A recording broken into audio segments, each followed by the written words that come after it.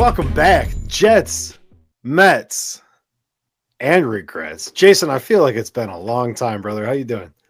Doing well, Rick. Yeah, we've probably been on like a year hiatus right now. So it's been a minute, mostly probably my fault, but happy to be back. Had one team that really disappointed and they're still disappointing, and then have one team that is showing promise. So it's not all bleak today, 50-50 right now, but yeah, let's get into it. So I'll leave it up to you. Do you want to start with the good or start with the bad? I like saving the best for last. So start with the bad, then we'll finish off strong. So I guess let's start with the real bad. What exactly is going on with your boy, Aaron Rodgers? Here's the thing, Rick, and I talked to my friend Steve earlier today about the Jets, right? We jumped on a call, and I think winning cures everything, right? And the thing with Rodgers, looking at his numbers, not having a horrible year, 23 touchdowns, 8 interceptions, a QBR rating of 90.8, uh, 3,200 yards, very close to 4,000 yards potentially to end of the year. So honestly, Rodgers, like, especially to the Jet standard of what type of quarterbacks we normally have, is having one of the best quarterback seasons statistically for the Jets in their history. Like, that's just the reality of it. Uh, but I think you have some of the extra stuff going on, right? The Pat McAfee show, how he talks to the media, maybe how he shows his frustration on the sideline. And when you're not winning, like, those things are going to always be talked about and they're going to always be second guessed, in my opinion. So I don't want to get us embroiled in what is a mostly cultural conversation. Some of the stuff that Rodgers said is interesting from who is essentially still an NFL quarterback. Uh, but one thing I wanted to ask you, the Jets fan, about take Rodgers' comments into context, take Woody Johnson's comments into context. What is this culture for the Jets right now? Who can fix it? Is there a way to get out of it? It seems very toxic from an outsider, and it's from the top down. So, as a fan, is there an approach or a change that you think can be made here that can kind of salvage this team? For sure, Rick. So I think it starts, and most Jet fans could agree with Woody Johnson, their owner. The one thing that has been true in the last 14 seasons that they haven't made the playoffs, and I believe nine straight losing seasons. I think the last time they had a winning season was 2015 with Todd Bowles. Uh, the one common denominator has been the owner, right? And you have reports, and you don't know what's true, what's fabricated. Joe Douglas and Saleh getting fired during the year. Maybe they have some bad ill and or throwing some things out there, some true, some not. But you read stuff on Twitter and what reporters are reporting on the Athletic and all these sites, and you hear these crazy things that Woody Johnson's doing that just it kind of feels like he's touching the football operations a bit, right? And at the end of the day, the guy does not have a football background. He's a businessman. He owns a team. So I think it really starts there, and then from there, I think you have to go establish coach and you have to go establish GM. Really like Mike Vrabel, really like Brian Flores. He was somebody who was not afraid to fight against ownership. So maybe he could come in and kind of be the right guy that Woody needs, right? Somebody who wants to win at all costs. I think he deserves a second chance in the NFL. But I really think that New York being a tough market and the track record they've had, and you get eaten alive here, like, people live, breathe, and die the Jets. Like, even though the season's horrible, I have a group chat with my friends and we're talking every day about the Jets, even if it's just for a minute. So, it's big in New York, and I think you need a coach and a GM who've already been through a season, been through a team, so they could at least handle that aspect. And then they just have to learn, like, hey, how do I handle it with New York? How much does it help right now that the Patriots and the Giants suck? I think when Brady left, like, it was good, right? Mac Jones had that one good year, and then that was tough after. And I think it makes it better that we're not good right now. But I would say, like, at the end of the day, Rick, we've been suffering for a long time. 14 straight seasons not making a playoff, which is the biggest streak right now in, I think, pro American sports out of the four major sports. So it's like, I just want to win, man. I don't care. Even if the Giants were winning, even if the Patriots were winning, like, I don't care which the Jets were winning. And I think that's more important. So you talk coach and GM, but ultimately the product on the field is what matters. Where do you see the Jets next year and in the short-term future for quarterback? What's kind of the next step here? Yeah, I mean, you have a lot of what ifs. I have the schedule pulled up here, Rick, for the year, and they've lost one, two, three. for 5, 6, 7 games by less than a touchdown or less, right? So they're 4-10 right now. Even if you went 3-4 in those games, right, you're still 7-6, still in a playoff spot. So it's not like the team was far off. I think what happened with the roster this year, Greg Zuerlein cost him a couple games. That's going to be the bottom line. I think Robert Saleh getting fired cost him a couple games. Jeff Ulbricht's a fantastic coach and defensive mind, but it's a lot to ask him to call the defensive plays and be a head coach. And then I think they really messed up on the D line, Rick.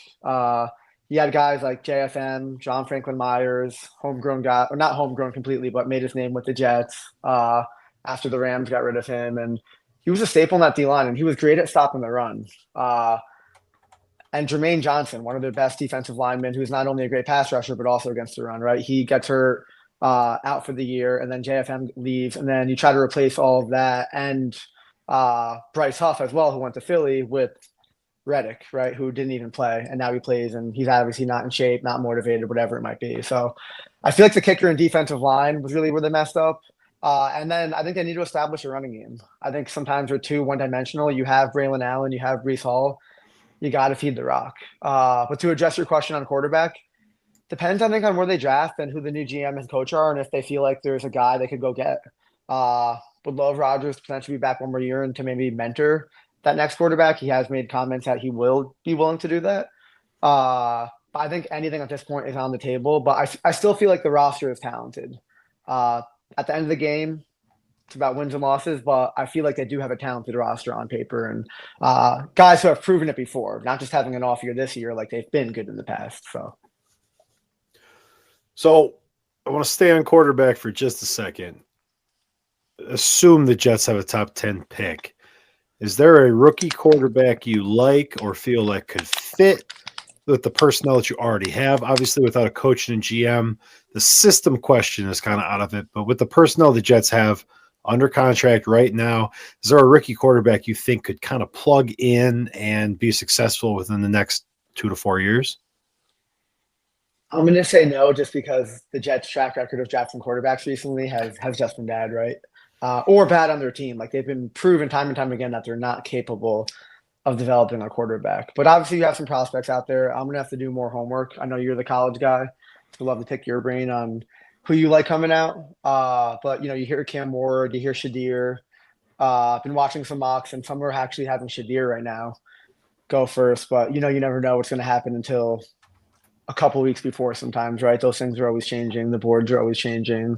You got pro days that change the opinion. Remember Zach Wilson's amazing throw with no defenders in front of him, right? And no offensive line. So, short answer is going to be no. You better hope like hell they don't take Sanders. You do not want those problems. Is Deion coming with him? What are we thinking? Is he a package deal? I mean, it's just kind of looking at, like, if you could grab Carson Beck near the top of the second, maybe, he's got the pieces that could work with a skilled wide receiver room, and Breece Hall is a talented running back, but I'm kind of with you. I don't know, man. You're not going to get Cam Ward, and quite frankly, I'm not sure he's NFL ready, and I don't know if you have 2-3 years to develop him. Yeah, I'll tell you what though, I feel like Jordan Travis, right, who ended up being, I believe, a 5th round pick. I think if that guy stayed healthy, they would have been a top 4 for sure last year. If he stayed healthy, they left Florida State out because of that. And then he went on a run like Penix or McCarthy. I think you could easily say he could have been a 1st round pick. Maybe a 2nd round, right? Maybe it's not a 1st round, but maybe a 2nd. So really interested to see like what he could potentially do. Maybe another year under Rodgers, just because I know this year was more of like rehabbing from his injury. So I'm not sure how much like football time he actually got besides studying. But yeah, he'll be an interesting prospect for me as well. Build from within. No, always helps not to have to spend more draft capital. Yeah. Especially all right. Well, as depressing as the Jets are, Jason, I think it's safe to say you are way more excited for baseball season to start. Oh yeah. First, let me say I love fantasy baseball. I'm in the league with some of my friends, and excited for that one to get built back up and start up again. But then I know you are hosting a league this year, so I'm very excited for that league too. Going to be very interesting rules to have to study and follow up. But yeah, Mets are looking really promising, Rick. So let's talk about the big signing. Let's get it out of the way. Clay Holmes, 3 years, $38 million, opt out after 2026. Are they really going to make him a starter? And is that going to work in an NL East that has some bats? Yeah, so it's really, really interesting, right? I think number one, let me get this out of the way. A fallback option, if he doesn't work out, is you throw him back in the bullpen. And he sets up Edwin Diaz or as a late inning reliever. He's proven it time and time again. I think he had a little bit of a rough second half in playoffs last year for the Yankees, but when you look at his numbers, this guy has put up great numbers year after year after year. So stoked to have him on the team.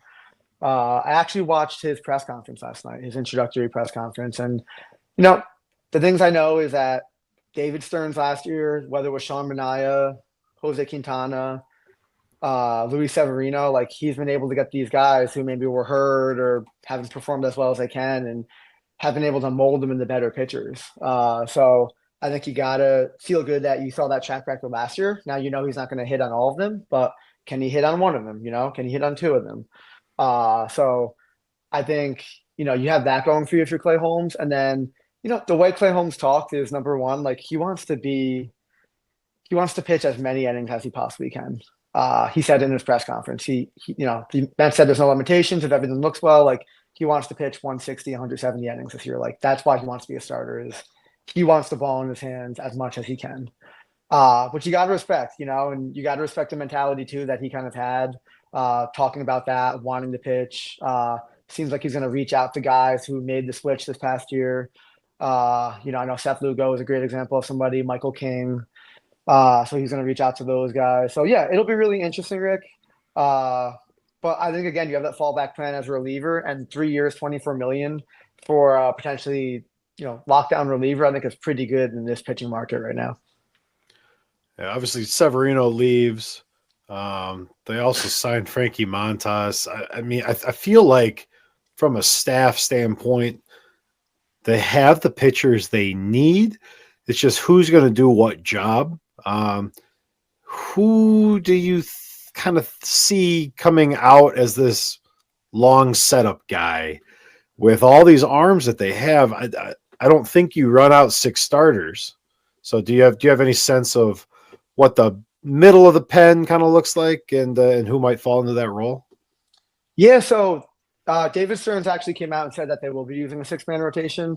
I think the biggest thing is going to be one, he said, for health, and then 2, they got Kodai Senga, and in Japan, those guys pitch off of 6-man rotation, so that's trying to accommodate that. But I think health too, right? You want your squad to be healthy as much as possible. But yeah, Penn, I think they still need to address. You got some really good guys coming back. You have Reed Garrett coming back, Drew Smith, obviously Edwin Diaz coming up and down year.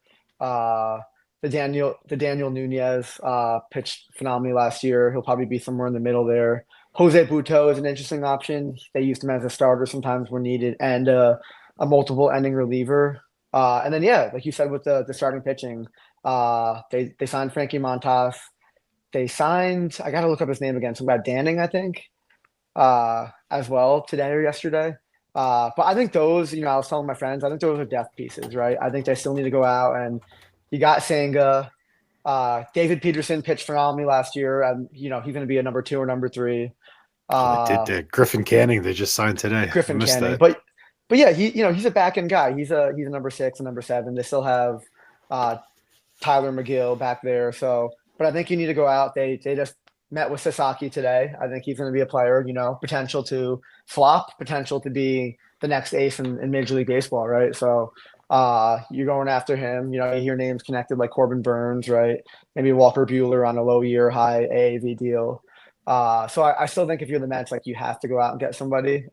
They also have capital. I know Jeff McNeil and Starling Marte are guys where they could move on from them. They have some young guys in the minors who are ready to assume positions, and maybe you go out and they've been linked to like a Luis Castillo from Seattle. So but I still think they have a lot more work to do, not only from the starting pitching standpoint, but from the back end of the bullpen as well.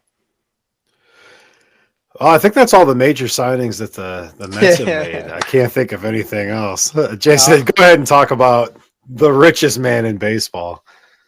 How can't you? And let me address the contract real quick, Rick, because I know that could always be a topic, but if money doesn't matter to Steve Cohen and he's the richest owner in baseball and worth 22 billion, you can't necessarily always go back to is a contract worth it, because he has said that this contract is not going to prevent them from doing other things. And from what you've seen in his tenure so far, you got to believe that, Rick. The guy has spent a lot of money.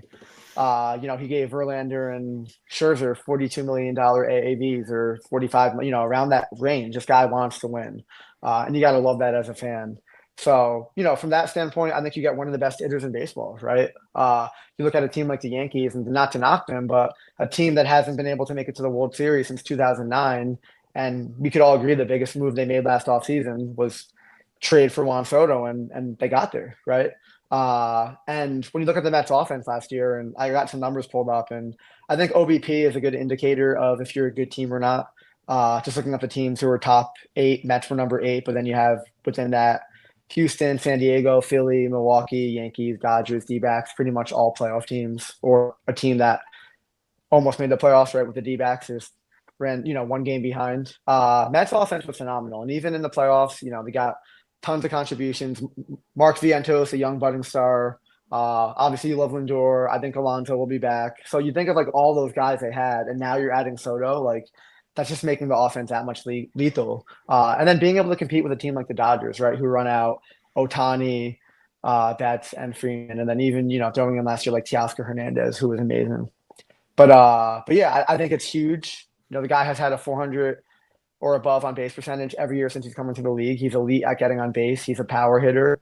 I know the knock on him is defending, but law of adding and subtracting. If he could win 30 games with his bat and lose only 10 with his glove, then the guy's winning you games. So yeah, just stoked about the signing, and there is a little rivalry in there that I'm happy we got him over the Yankees, and I think any Met fan could tell you that's exactly how we feel. So how much is that going to play in? I think they play their first game in May head to head. Are the Yankees fans burning all their Soto jerseys, and they're going to be super agitated about this? Like when he walks out, it's going to be the boos, right? The Yankees boos are going to be louder than the Mets cheers. Well, I think the Mets cheers will be louder than the Yankees boos, Rick. Let's get that straight. But for sure, I mean, he's villain number one there. It's hilarious to talk to all my Yankee fans and just hear them say, he wasn't worth it anyway. Oh, we didn't need him. Oh, he sucks. He's overrated. All these things. Meanwhile, the Yankees essentially offered the same deal with one more year. They offered, I believe, a 16-year, $750 million deal. It didn't have that opt-out clause where then it goes up potentially to $800 million for him, or whatever those exact numbers were, $55 million a year. But the Yankees weren't that far off, right? So I think that's another thing too, that yeah, you could say that the Mets offered him a little bit more, but at the end of the day, like $50 million, maybe you're getting it if he opts in after 5 years, right? Reddy was with the Yankees, knew the clubhouse, knew the culture. I think one of the things that I was amped about as a Met fan when they asked him if he talked to any of his teammates from last year, he said no. He said since the World Series ended, he didn't talk to any of them. So, meanwhile, I know you had guys like Nimmo and Lindor, calling Soto and telling them they wanted him to be on the team. So, you got Aaron Judge, the captain. He didn't even go out and say, "Hey, love to have you back." But, I think Soto just went where he felt like he was wanted the most and welcomed. And obviously, money for sure is a factor. But I truly don't believe if the Washington Nationals offered 15 years, $800 million, or the Pittsburgh Pirates, like I don't think he would have went to a team like that. I just don't. He wants to win.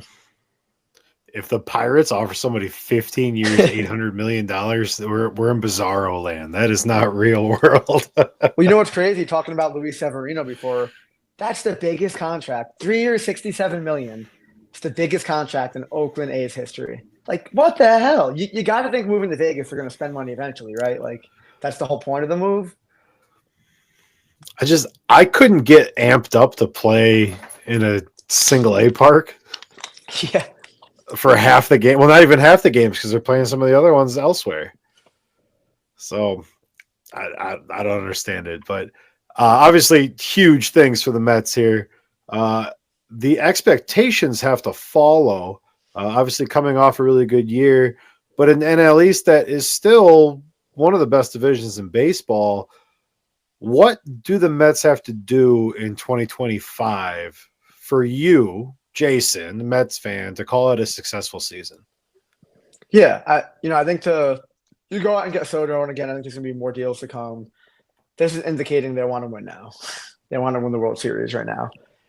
I think as a fan, you never want to regress, right? But to make the playoffs again this year, that's 2 years in a row, right? That last time they did that was 2015, 2016. And then the last time they did that was 99 and 2000. So this isn't a team that has showed continued success. So, I think they have a couple years, in my opinion, to kind of make the playoffs. But then, every year it's like, hey, you're expected to win, right? So, yeah, for me, I want to say World Series. I know it's very, very tough, right? You look at the Yankees, haven't won since 2009, typically some of the highest payroll. The Dodgers obviously winning as of recent, but before that, haven't won since I think 1988, right? Or 89, before 2020 and something like that, right? And you look at that, that's a 30-year drought, and they were always winning the division and had a top payroll. So it's very, very hard to win the World Series. And I think as a fan, I understand that. And I think for me, just being able to get there or, making another deep run late into the playoffs would be a success for me. So if you are the GM, what is one more move that you want to see the Mets make before the season gets underway here? Yeah. Any move in particular, any criteria? Yeah, whatever you want. What's the biggest hole they have that you would like to see addressed before the season starts? Yeah, I think it's still pitching, whether it's starting pitching or back end pitching in that bullpen. I think the fan in me and the selfish person in me would say Pete Alonso. So, and I think they're going to add a bat, whether it's Pete Alonso going back to first or he leaves, Viento goes to first, and you sound like a Bregman or go for an Arenado or somebody like that. But yeah, I think they still need to get that one more bat, whether it's re-signing Pete or not. But pitching is obviously by far the need of this team. I mean, even if you get rid of Pete and you get Soto, you've already made the offense better, right? Let's be honest. Soto is a lot more well-rounded than Pete. So it is middle of December. Are you more excited for opening day or the NFL draft?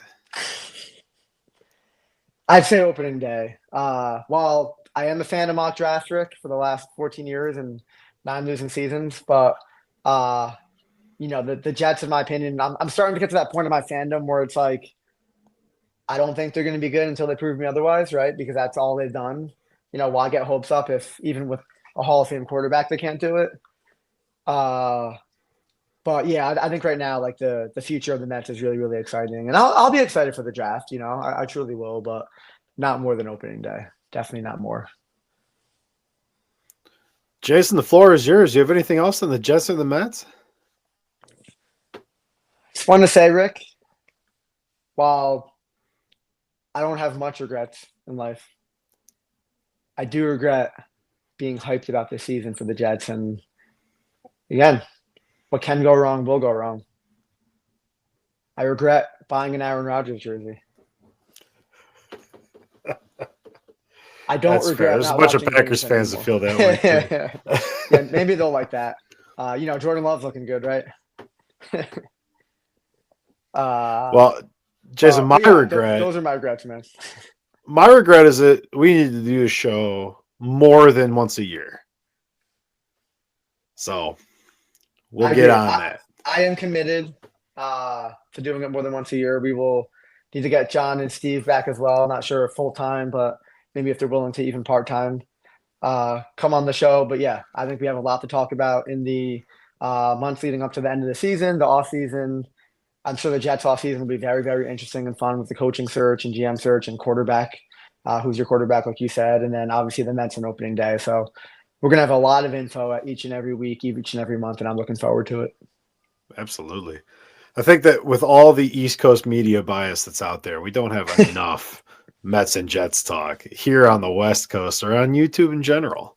I could not agree more, Rick. I'm glad that we could talk about those East Coast teams, whether they're shitty or not.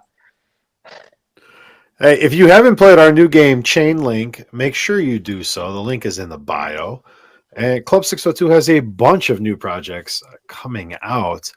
I heard from a little bird told me, Jason, that Wine Club is so close to release. So be on the lookout for that as well. Club602.com for everything. You know what? I've never drank much wine, Rick, but I could, if there's a wine club involved, I could get into it. Maybe that's my way of getting into it. Is the wine club. Yeah. So looking forward to hearing more info. Yeah, a few bottles of wine, maybe a book, just have a good day. Sit down, put on the Mets game, and just Yeah, some cheese and relax. crackers. Yeah, okay. I like the way you think over Exactly. here. Jason, thanks for joining me today on Jets, Mets, and Regrets. It's a pleasure, Rick. Till next time. Always good to see you, bud. Thank you. Peace.